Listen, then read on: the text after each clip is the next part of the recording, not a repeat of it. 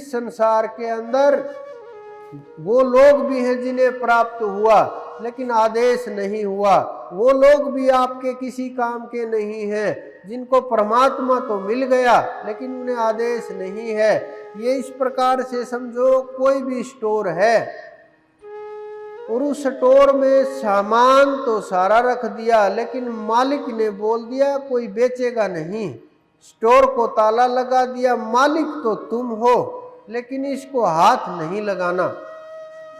तो उसी प्रकार से वो लोग हैं जिन्हें सब कुछ प्राप्त हो गया लेकिन आदेश नहीं हुआ उस परम तत्व का कि तुम्हें आगे नाम देना है, जीवों को जगाना है, परमात्मा की प्राप्ति करानी है, ये आदेश नहीं हुआ। वो लोग भी अभी आपके काम के नहीं हैं। जिन्हें परमात्मा प्राप्त हो गया वो आपके किसी काम नहीं आएंगे क्योंकि उन्हें हुक्म ही नहीं हुआ है।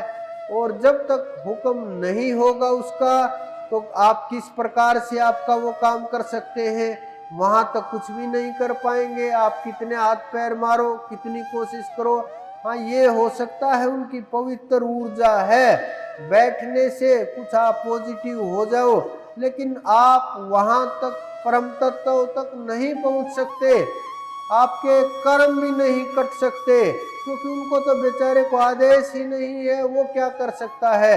अगर उसने आदेश से बाहर काम किया तो वो काम ना आपके काम का होगा, सजा उसे भी मिलेगी।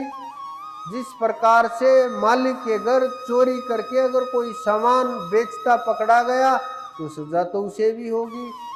तो आपके कोई काम के नहीं वो लोग। इसी प्रकार से जिन्हें नहीं मिला बस ऐसे ही घूम रहे हैं, प्रयास कर रहे हैं और साधक लगते हैं और इसी प्रकार से अपने आप को तैयार किया है, वस्त्र वगैरह और भिन्न भिन्न प्रकार की चीजें डाल करके ये दिखाया कि हाँ हम संत हैं। हमारे जो महापुरुष हुए उनको उनकी कॉपी करते नजर आएंगे कि हमारे महापुरुष घोड़े पर चलते थे, हम भी घोड़े के ऊपर चलेंगे। हमारे महापुरुष ऐसे वस्त्र धारण करते थे, हम भी ऐसे ही वस्त्र धारण करेंगे। वो केस रखते थे, हम भी केस रखेंगे, बिल्कुल ऐसे नजर आएंगे। वो समझो आपकी आंख बांधने की तैयारी में है और वो आपकी आंख कभी न कभी बांध ही देंगे, क्योंकि जो लोग जो महापुरुष होते हैं उन्हें आवश्यकता नहीं होती ऐसे काम करने की, उन्हें किसी के उस रास्ते के ऊपर दिखावा करने की कोई आवश्यकता नहीं होती। वो अपनी मर्जी से चलते हैं, उस परमात्मा की इच्छा से चलते हैं, उसी के दिखाए मार्ग पर चलते हैं, उसी के शब्दों के अनुसार चलते हैं, उसी के अनुसार जीते हैं, उसी के अनुसार रहनी में रहते हैं, करनी में करते हैं। उन्हें किसी की पीछे भागने की आवश्यकता नहीं होती, ना हमारे पूर्वजों की, ना हमारे पुराने संतों की बिल्कुल भी कॉपी करने की आवश्यकता नहीं होती, क्योंकि वो अपने आप में पूर्ण तत्व है। उन्हें अपना अधिकार है, उन्हें अपनी तरह से रहने का उस परमात्मा ने अधिकार दे दिया है, उन्हें अपनी तरह से जीने का अधिकार दे दिया है, उन्हें अपने शिष्यों के चुनाव का अधिकार दे दिया है, उन्हें जीवों को पार उतारने का अधिकार दे दिया है। उन संतों में और उनमें कोई भेद नहीं रहता, एकाकार हो जाता है। जो हमारे पुराने संत हुए, उनसे पुराने हुए, आज जो महापुरुष हैं सब उसी तत्व के हैं, वहीं से आए हैं, वहीं मिल जाएंगे, वहीं जाना है। सब एक दरबार के वासी हैं, वहीं सबकी हाजिरी लगेगी, वहीं से निकल करके आए हैं, सब एकाकार हो जाएंगे। तो ऐसे लोग भी कोई काम के नहीं होते जिन्हें वहां तक दूर की गाड़ी ना हो। जिस प्रकार से आप यहाँ आए होंगे, बस स्टैंड, स्टेशन, जहाँ भी गए, कुछ लोग फ्लाइट पकड़ के आए हैं, सब आसानी के लिए, सुविधा के लिए सबसे पहले ये सोचते हैं कि हम किस प्रकार से सबसे जो वहाँ गाड़ी रुक जाए, जो वहाँ सीधा पहुँच जाए, आसानी से पहुँच जाए, उस साधन का हम लाभ लें और उसी में हम चले। अगर वहाँ की नहीं मिलती तो रास्ते की पकड़ पकड़ करके आते हैं। उसी प्रकार से जब दुर्ग की उस धाम की टिकट मिल जाए, वहाँ का पास मिल जाए, तो बीच की जो साधन है वो कोई नहीं पकड़ेगा। और अगर फिर भी वो पकड़ पकड़ के जाने की कोशिश करेगा, उनको लोग मूर्ख ही बोलेंगे, समय ही खराब होगा, आपका टाइम निकल जाएगा, जीवन छोटा सा है।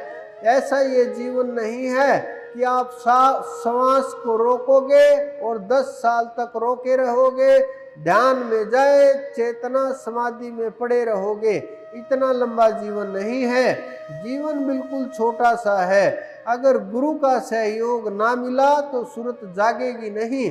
कितना भी प्रयास करे, कितना भी हाथ पैर मारे, कितना भी कोशिश करे, इस समय के ऊपर, इस क्या उस समय के ऊपर भी पूर्ण गुरु के बिना सूरत की चढ़ाई नहीं होती। और सूरत की चढ़ाई हुए बगैर मंजिल के ऊपर जीव नहीं पहुंच सकता। कितनी भाग दौड़ करते रहो, कितनी कोशिश करते रहो, तो वो भी अपने किसी काम का नहीं है। जो तीसरे लोग होते हैं, जो परमात्मा के द्वारा निर्धारित किए गए लोग हैं, जो परमात्मा के द्वारा निश्चित किए गए लोग हैं, वो लोग आपका कल्याण करेंगे, आपका उद्धार करेंगे।